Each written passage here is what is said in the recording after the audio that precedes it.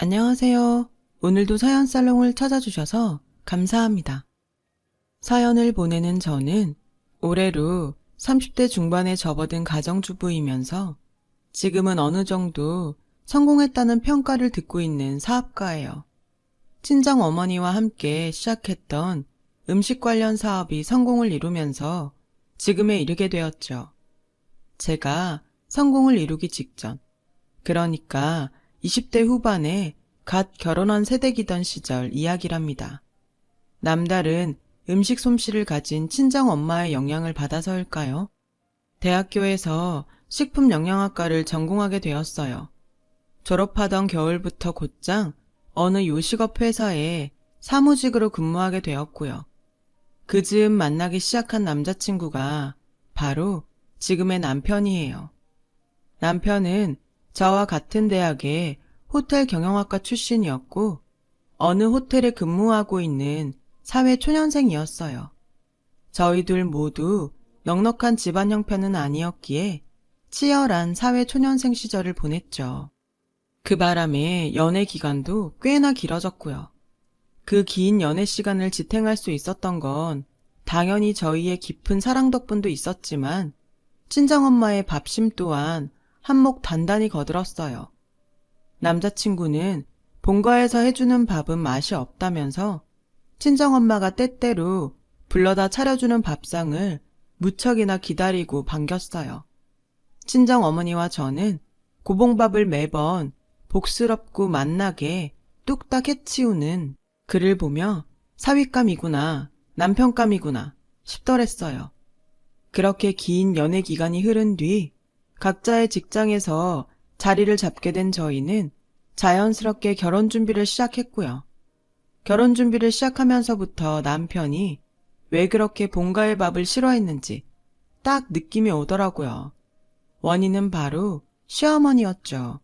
시어머니는 건강을 아주 끔찍하게 생각하는 사람이었는데요.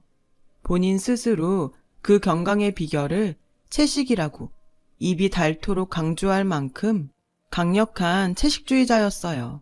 어느 정도였냐면 남편이 상견례 장소로 한정식집을 예약했었어요. 왜 한정식엔 보쌈류나 갈비찜 같은 고기들이 나오잖아요. 그게 마음에 들지 않았는지 본인 먹을 음식들을 직접 싸왔더라고요. 시어머니는 조리도 되지 않는 날것 그대로의 채소들을 식탁에 늘어놓으면서 투덜투덜 음식 투정을 늘어놓았고 그 말을 듣는 저와 친정 엄마는 세상에는 참 다양한 사람들이 많구나 싶었어요. 이건 뭐 사람 먹으라고 내어놓은 음식들인지 아니면 먹고 죽으라는 음식들인지?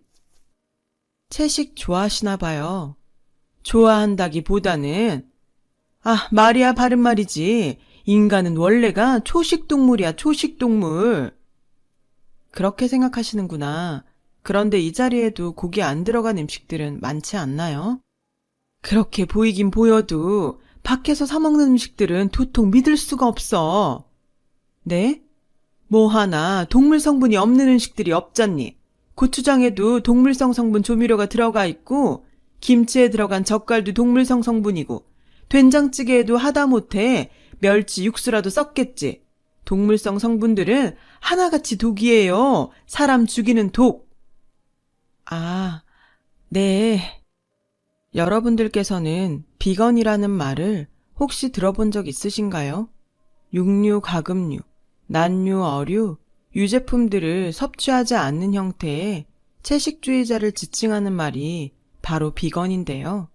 시어머니는 이러한 비건 채식 스타일에 본인 가치관까지 접목시킨 아주 독특한 형태의 채식주의자였어요. 채식을 바탕으로 거의 모든 음식을 생식으로 먹는다고 해야 할까요?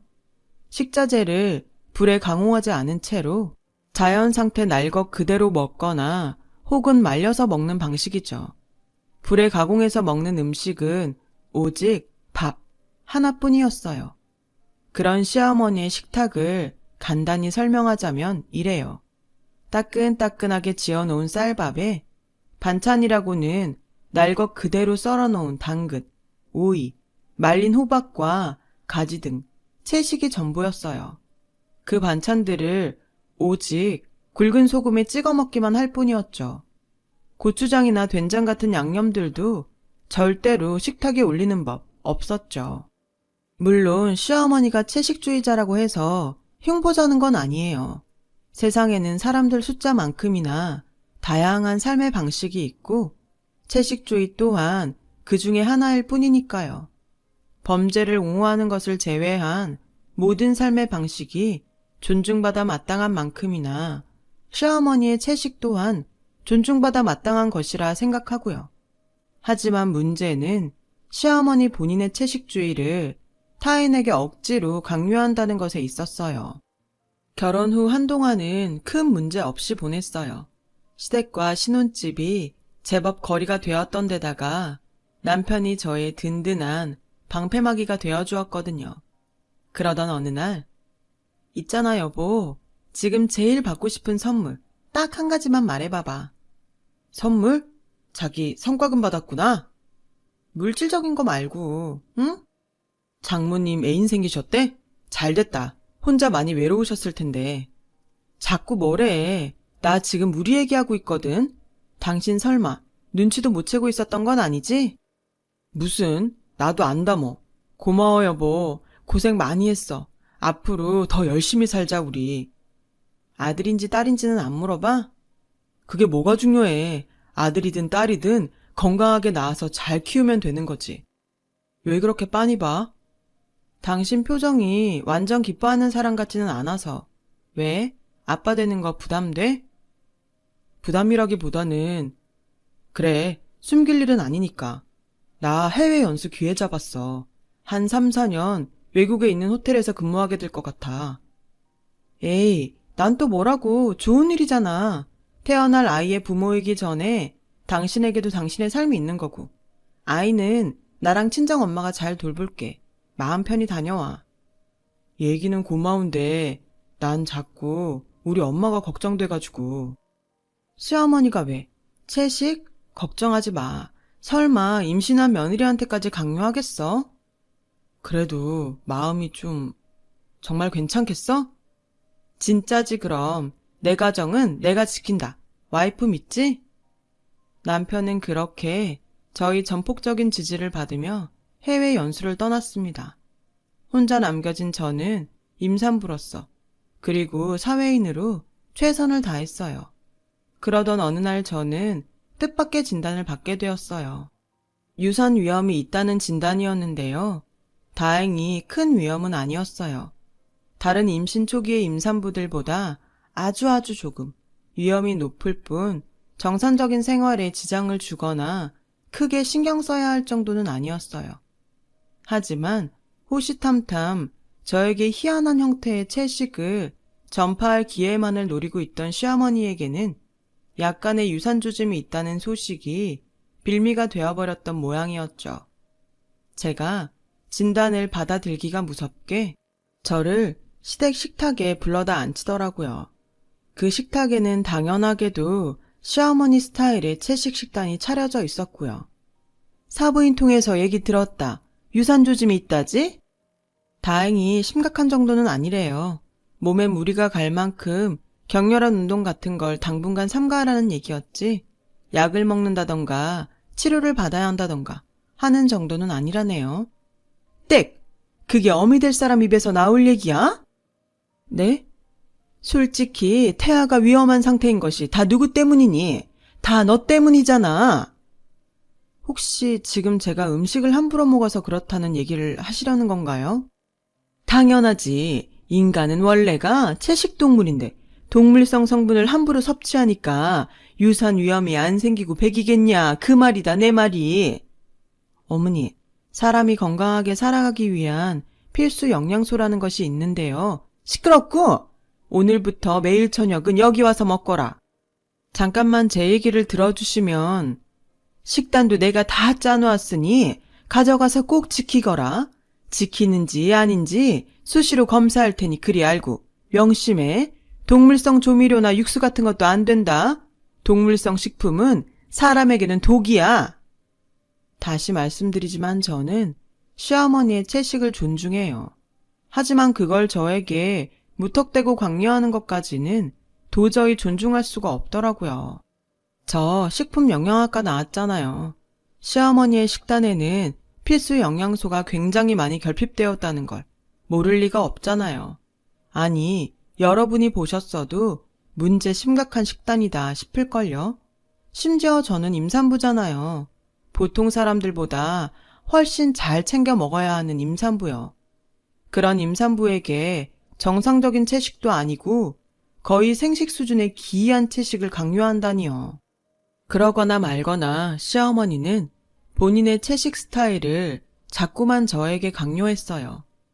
저 또한 시어머니가 그러거나 말거나 저녁 밥만 시댁에서 채식으로 먹는 척하면서 다른 끼니는 영양분이 골고루 들어간 건강식을 꼬박꼬박 챙겨 먹었죠. 시댁에서의 저녁 식사 자리나마 시어머니의 채식에 맞춰주는 척했던 이유는 간단했어요. 아무리 걱정할 정도의 위험은 아니라지만 어쨌거나 유산의 조짐은 썩 달가운 소식은 아니니까요. 행동 하나하나 신경 쓰이는 상황에 시어머니와의 마찰로 인한 스트레스까지 받을 수 없다는 생각이었어요.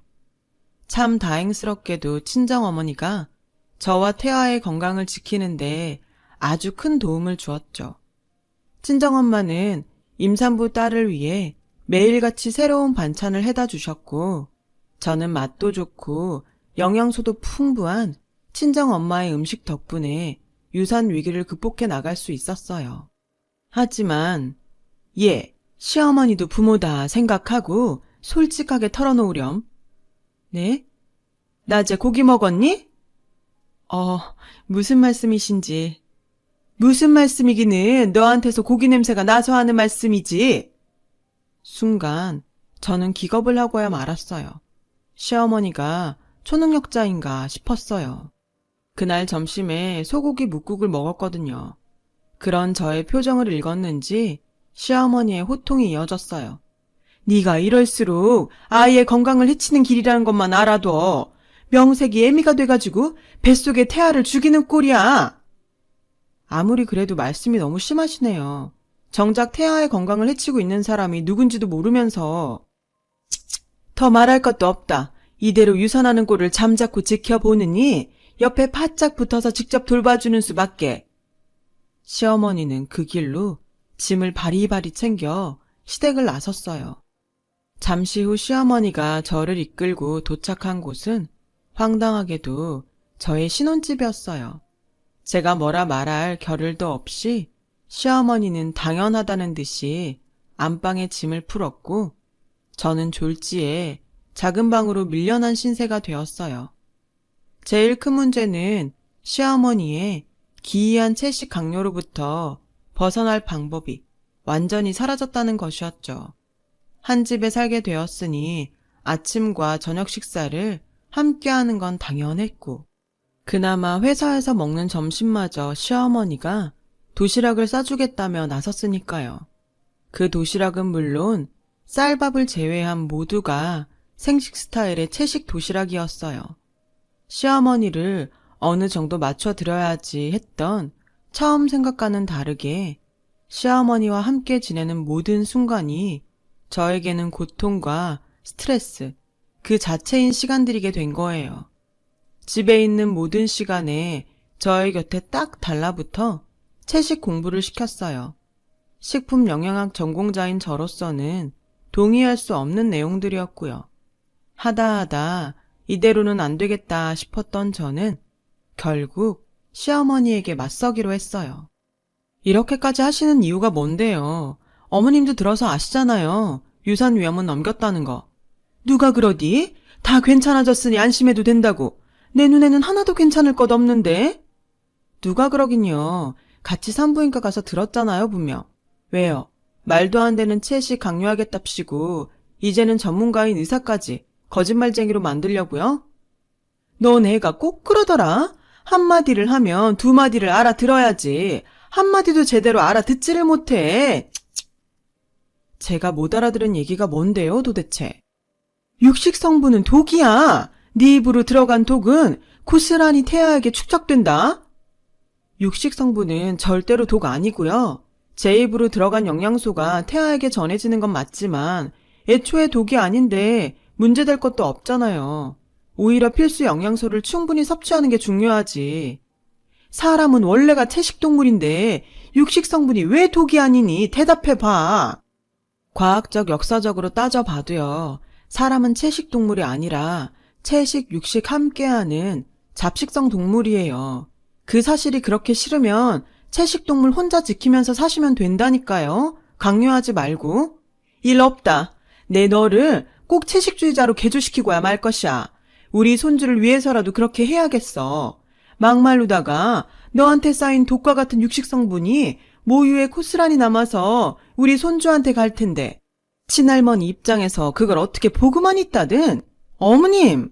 난 말이다.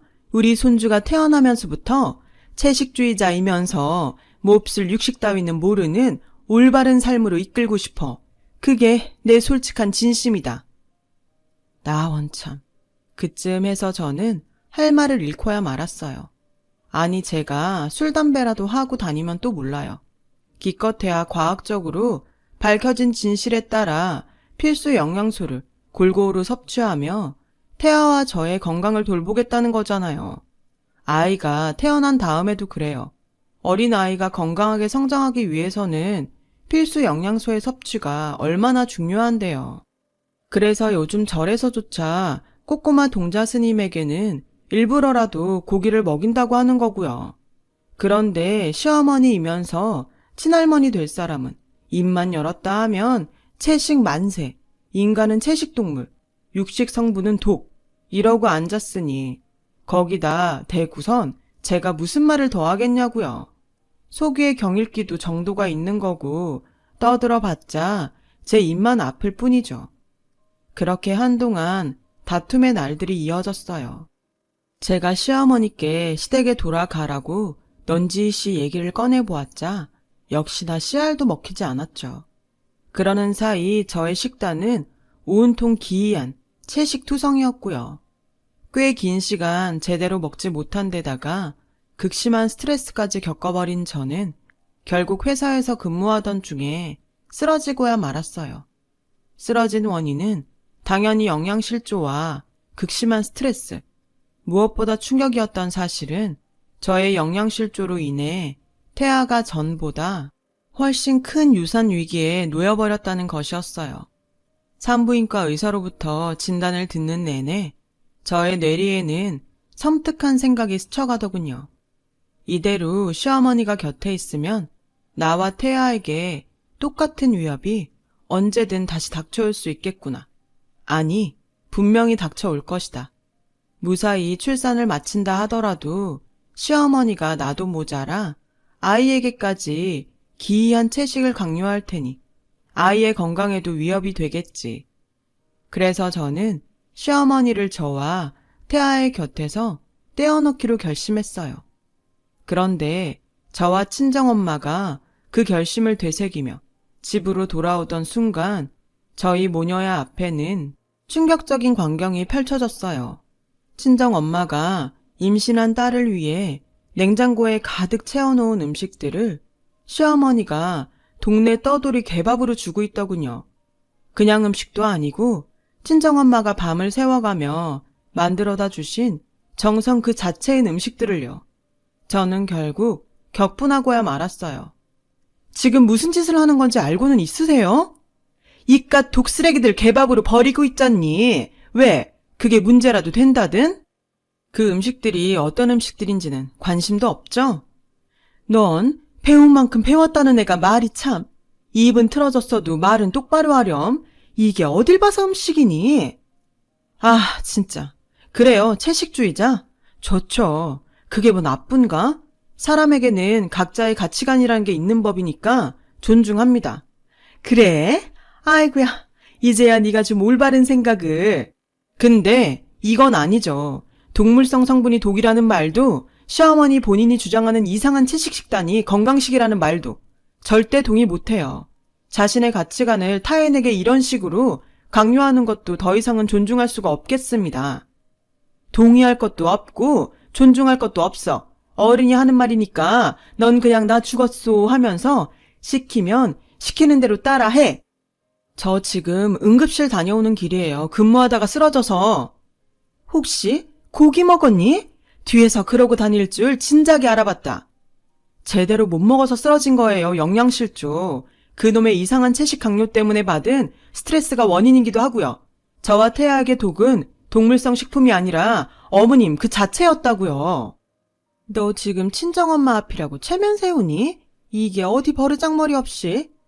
버르장머리 없을만 해서 없는 거고 앞으로는 안 보고 살 작정으로 이러는 거죠. 의절이라도 하겠다? 누구 맘대로? 유감이지만 해외 연수 중인 댁내 아드님과도 통화 마쳤네요. 참, 이제는 내 남편이지 당신 아드님이 아니라 꼴도 보기 싫으니까 얼른 가세요. 짐은 택배로 보냅니다. 그렇게 저는 시댁과 의절을 했습니다. 솔직히 말해서 속이 아주 시원하더라고요. 찍소리도 못하고 돌아서는 시어머니의 모습을 보며 안도했어요.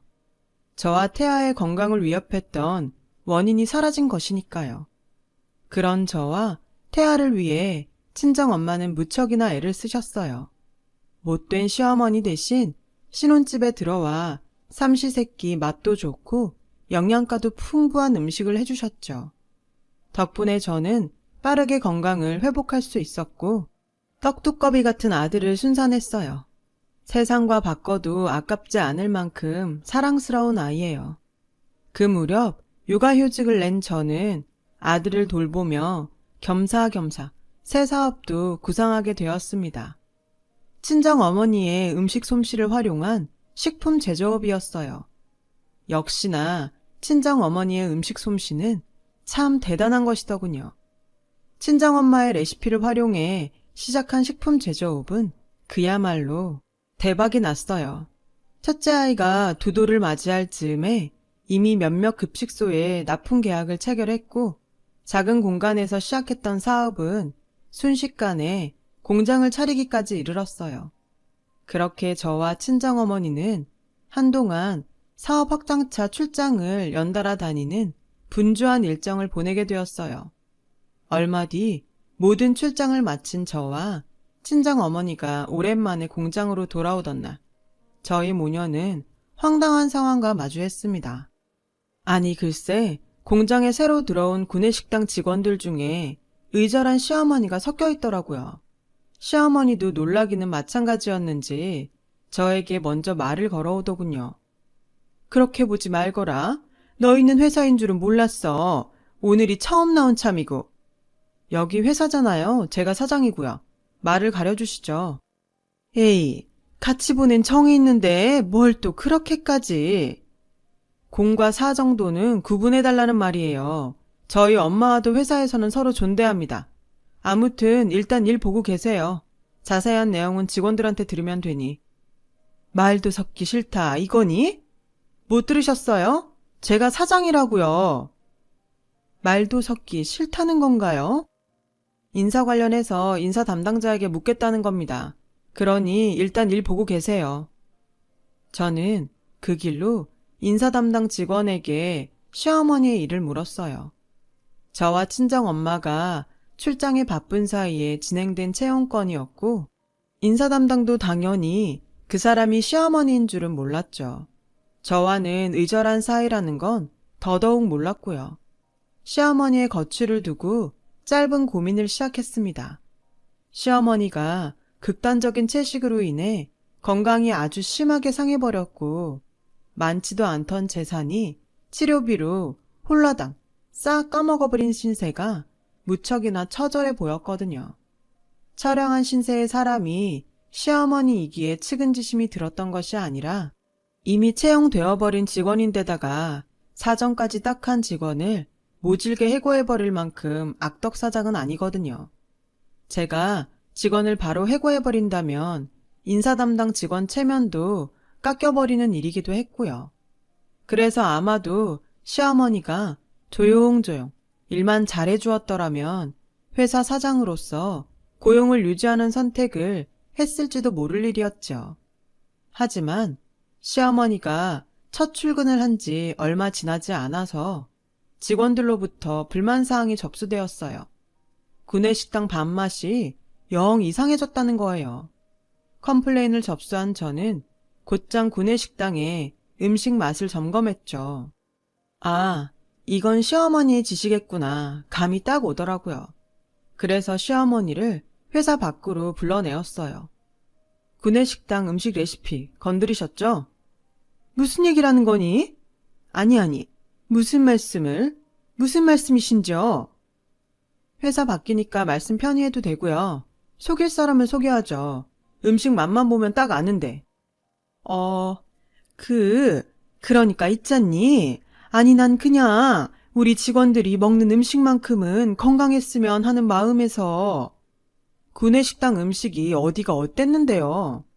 육식 성분은 독이다? 아무래도 그렇지. 그랬어요. 구내식당의 음식 맛이 변했다는 컴플레인의 원인은 바로 시어머니였죠.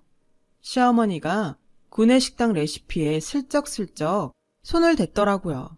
고깃국에 고기를 빼놓는다거나, 김치에 들어가는 젓갈을 일부러 넣지 않는다거나, 육수 대신 맹물을 사용했다거나 하는 식이었어요. 그러니 음식 맛이 제대로 나지 않을 수밖에요. 더욱이 기분 나빴던 건 구내식당의 식단은 회사에서 가장 중요한 것들 중 하나라는 사실이었죠. 음식 만드는 회사에 구내식당 식사가 변변찮으면 직원들 사기가 많이 떨어질 테니까요. 저희 회사가 식품회사니까요. 그래서 친정어머니의 음식 솜씨를 바탕으로 제가 식품영양학 전공까지 살려가며 맛과 영양 모두를 만족시킬 수 있도록 신경 써왔던 구내식당이었거든요. 하지만 저는 일단 화를 꾹 참았어요.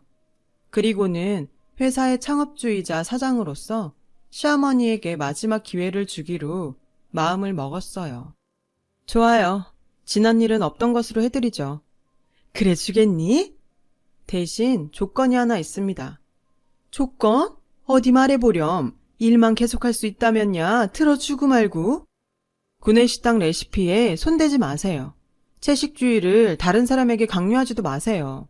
어머님의 가치관을 존중해 드릴 테니 다른 사람들의 식습관 또한 존중해 달라는 말입니다. 그럴 순 없지. 조건을 들어주실 수가 없다고요? 아무리 직원들끼리만 먹는 구내식당이라지만은 참된 현대인 입장에서 독인 것을 독이 아니라 할 수는 없다. 내 손이 닿는 이상 동물성 성분은 절대로 용납할 수 없어. 알겠습니다. 그렇다면 이 자리에서 해고 처리하는 것으로 하죠.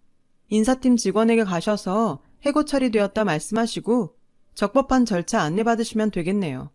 해고로 인해 회사가 져야 하는 책임이 있다면 하나도 빠짐없이 모두 지겠습니다.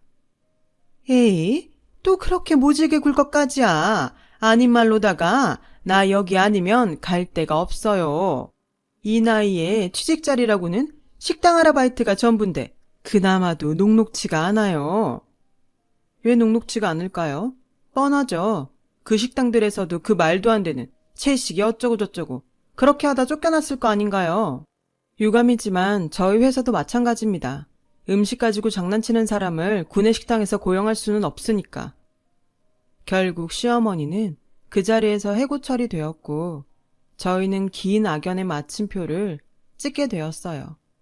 그렇게 지금 30대 중반에 접어든 저는 시어머니의 채식 강요로부터 지켜낸 첫째 아이와 그 이후에 태어난 둘째 아이를 건강하게 잘 키우고 있답니다. 저와 친정어머니 그리고 해외 연수에서 돌아온 남편은 아이에게 가리는 음식 없이 골고루 꼭꼭 씹어 잘 먹는 식습관도 빼먹지 않고 가르치고 있어요. 사업은 음식 납품하는 급식소를 더 늘리기 어려울 만큼 번창했고요. 시어머니는 어떻게 되었냐고요? 식당 아르바이트를 여기저기 전전하며 입에 겨우 풀칠이나 하고 다닌다는 풍문이에요. 심지어 그 식당들에서도 손님들에게 극단적 채식을 강요하다 쫓겨나기 일쑤인 신세라더군요. 신혼집에서 한 번, 회사의 레시피에 손댔다가 또 한 번, 그렇게 2번씩이나 쫓겨난 데다가 심지어 겨우 먹고 사는 신세가 되어서조차 그 버릇을 못 고쳤다니. 참, 이래서 사람 쉽게 안 변한다고 하는 모양입니다. 어떤 잘못된 믿음은 자신 말고도 주변 사람들까지 병들게 할 수 있다는 것이 무섭기도 했어요. 저도 제 가족과 자신, 회사를 위해서 건강한 정신과 건강한 육체를 가질 수 있도록 노력하면서 살아야겠어요. 저희 사연은 여기까지입니다. 들어주셔서 감사해요. 맛있고 건강한 하루 되세요. 여러분, 사연 댓글에 응원과 현명한 조언 부탁드려요. 좋아요와 구독은 저에게 큰 힘이 됩니다. 오늘도 좋은 일 가득하세요.